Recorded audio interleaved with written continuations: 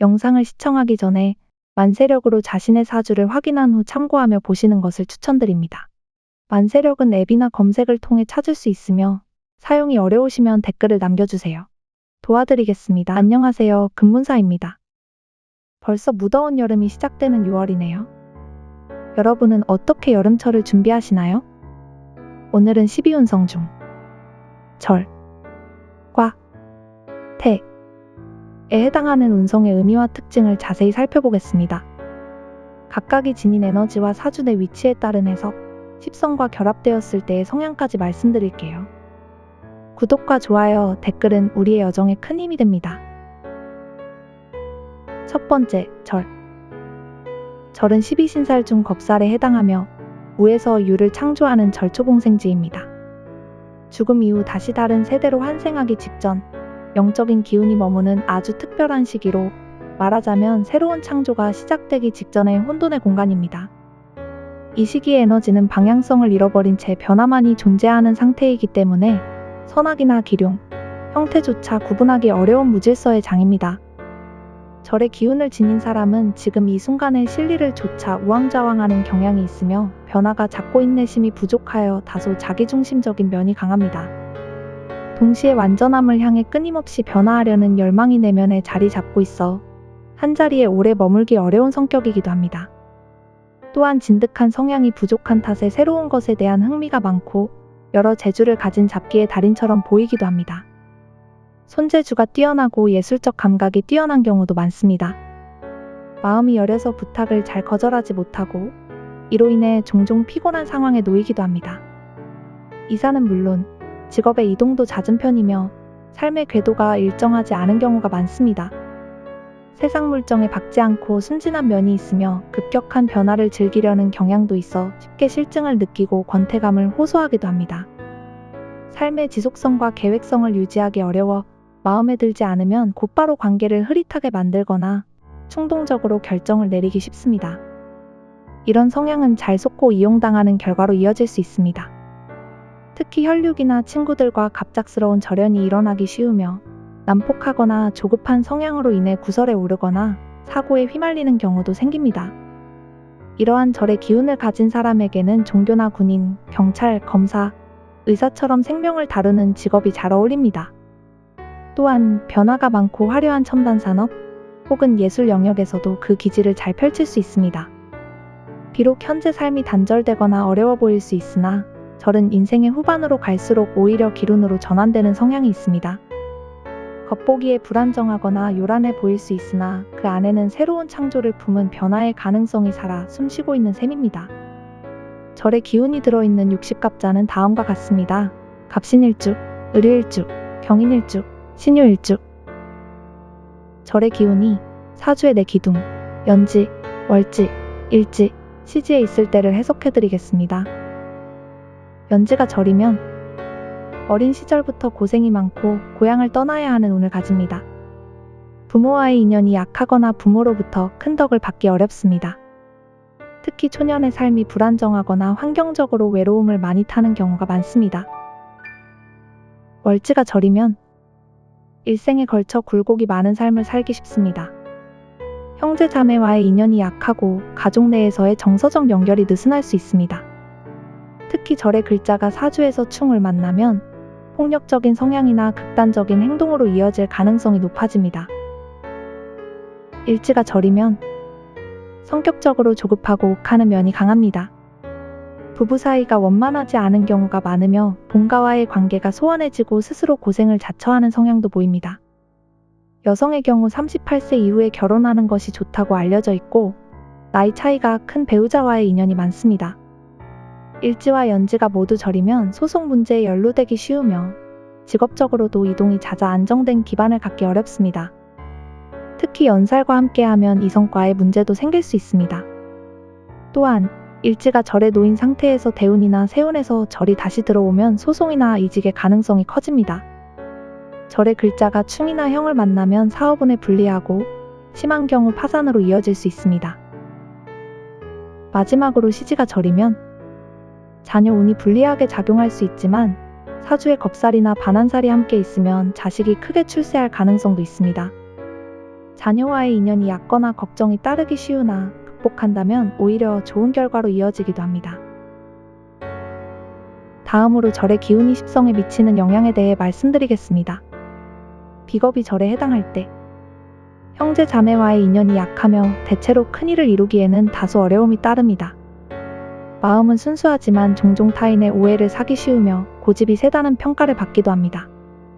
진심이 왜곡되어 전달되는 경우가 잦고 자신의 뜻을 제대로 펼치기 어려운 운입니다. 식상이 절에 해당할 때 자기 자신과도 인연이 약하다고 보며 남성의 경우 아내나 처가에 큰 관심을 보이지 않고 멀리 떨어져 지내는 경우가 많습니다. 건강 면에서도 약한 편이고 소심하고 겁이 많지만 화가 나면 매우 격한 반응을 보이기도 합니다. 말투는 대체로 무뚝뚝하며 감정을 표현하는 데 서툰 편입니다. 체격은 왜소해지기 쉬우나 말년에는 오히려 복이 따를 수 있는 가능성이 있습니다. 재성이 절에 해당할 때 남성의 경우 아내에게 냉정하게 대하고 고생을 시키는 경향이 있어 부부 사이가 원만하지 않은 일이 많습니다. 이런 경우 남성이 먼저 아내의 마음을 따뜻하게 살피고 보듬는 노력이 중요합니다. 아버지와의 인연도 약하며 재물을 얻고자 하는 마음은 크지만 실질적인 손실이 크고 아내와의 관계도 쉽게 멀어질 수 있습니다. 여성의 경우 남편에게 헌신적이지만 마음속에 진심이 따르지 않는 경우가 있고 시댁과의 사이도 원만하지 못한 경우가 많습니다. 돈을 많이 벌 수 있는 운이 있으나 동시에 잃는 일도 많으며 아버지의 빚을 물려받을 수 있거나 배우자가 사치스러운 경우도 있습니다. 관성이 절에 해당할 때 남성은 자녀와의 인연이 멀고 떨어져 지내는 편이 좋다고 해석됩니다. 여성은 남편과 헤어질 가능성이 있으며 직장의 이동이 잦은 편입니다. 전반적으로 타인의 조언을 잘 따르지 않고 고집이 강한 성향이 두드러지며 기존의 직장을 그만두고 자영업에 손을 대는 경우도 많습니다. 마지막으로 인성이 절에 해당할 때 학업과 생계를 동시에 해결해야 하는 상황에 놓일 수 있으며 안정감보다는 다소 불안정한 환경 속에서 배움을 이어가는 경향이 있습니다. 인성의 절은 배우거나 의지하고 싶은 마음은 있지만 현실의 여건과 충돌하며 자립에 어려움을 느낄 수 있는 운으로 풀이됩니다.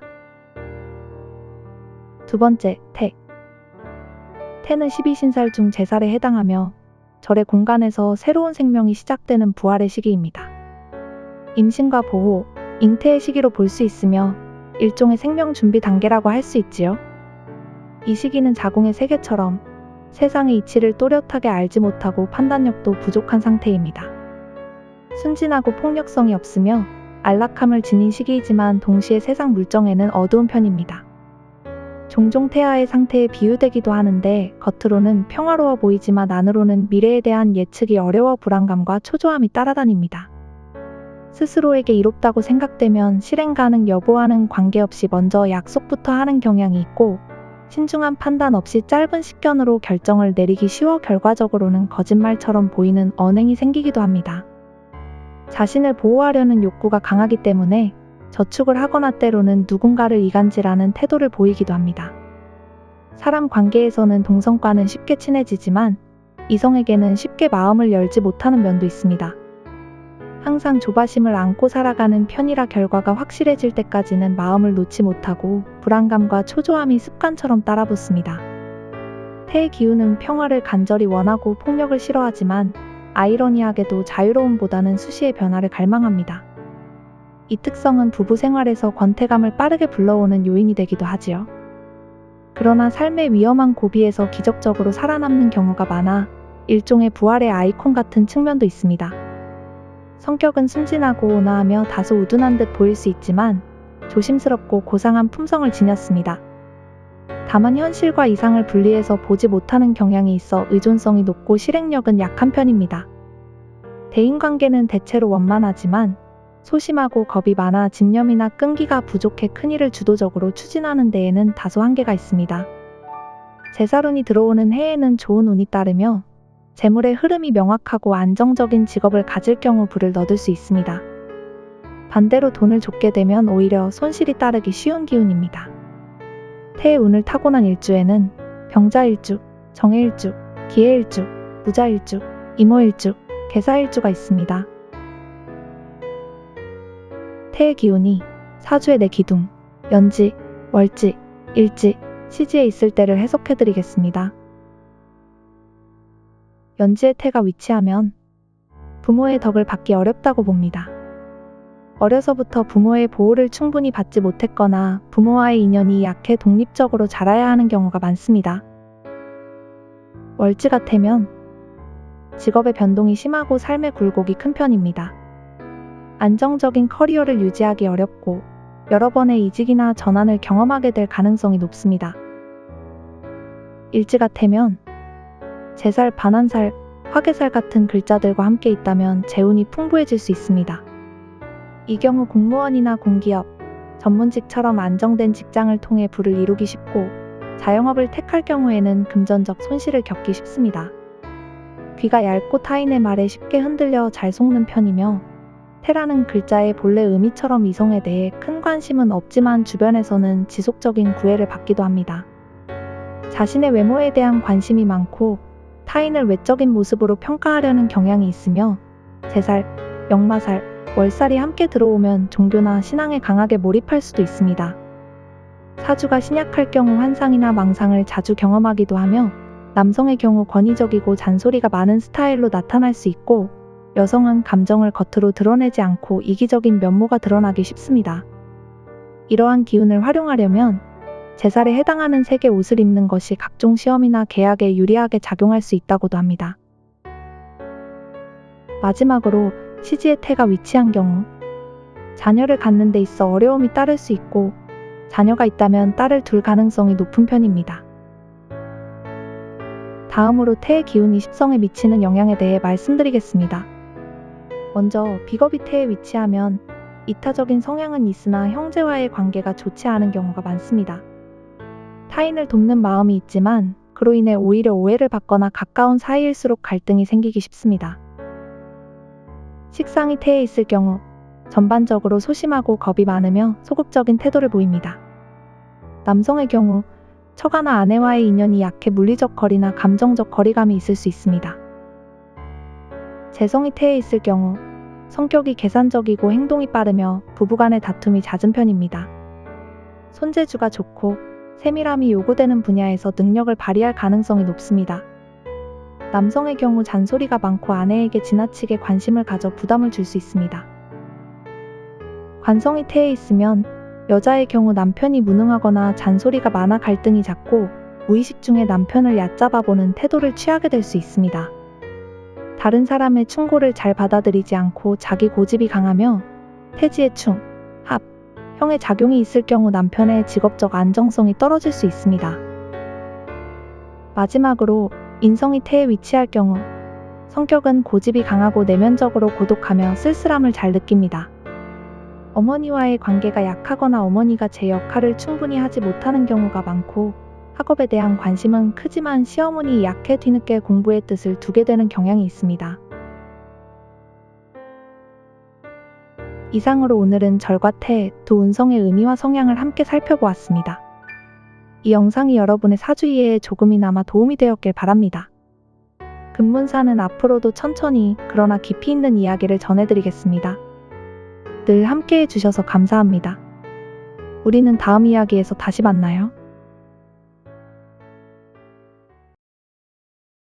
금문사에서 정성스럽게 담아낸 스님의 100일 기도가 깃든 부적과 깊이 있는 명리 사주풀이가 궁금하시다면 더보기란을 확인해 주세요.